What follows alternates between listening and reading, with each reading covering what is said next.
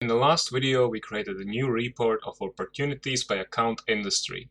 When you open any report, you will see the report editor and the report sections.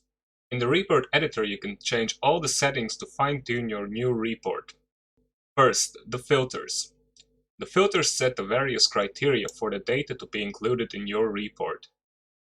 When adding a filter, you must first select the field and then select the filter type and criteria. Let's start by selecting opportunities deleted and select only opportunities that are not deleted, since often when a record is deleted, it is simply marked as deleted and data is still there. Let's add a second field, sales stage, and exclude opportunities that are closed and lost.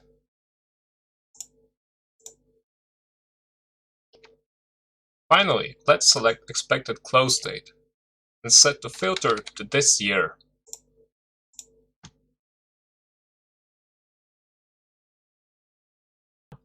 The types of filters you will see are closely tied to the type of data. A text field and a date field will have different filters available to them. When you have made any changes, click Preview and you will see your changes reflected in the report immediately. Let's move on to the Fields tab. Here you can select all the fields you want to be displayed on your report. Let's select Sales Stage, Opportunity Type, the likely amount to be converted, and Opportunity ID.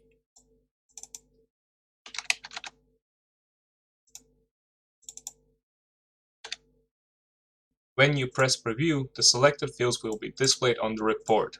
However, you can also change the order of the fields, and this will be reflected by a change of the ordering of the columns in the report itself.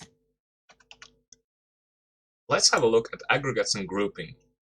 Aggregates allows you to count values in your report, like the number of records, sums, min-max values, and so on. Grouping allows you to group these aggregates by a certain value. So in essence, aggregates identify what to count and grouping by what to count.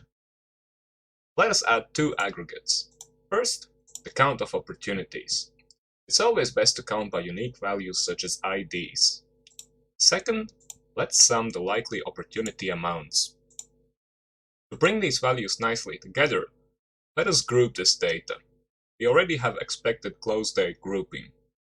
And let us also add grouping by account industry.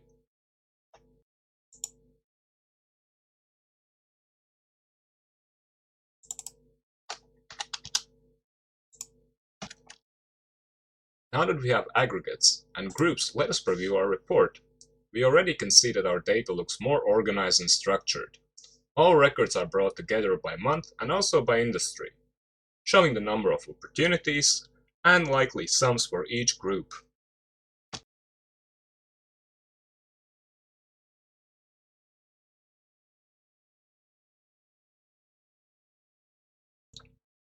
While we are getting a better overview of our data, we still have 4 pages of 50 records per page. In many cases, we do not care all too much about every little detail, we just want a summary report.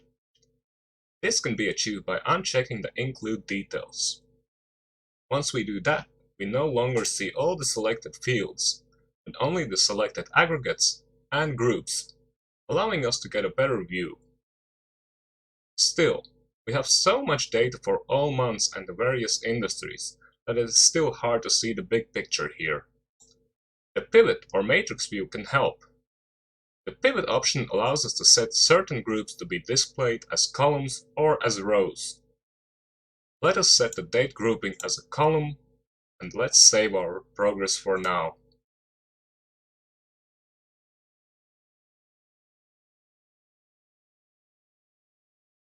Now we can see a very structured report for all months and all industries in a rather concise manner.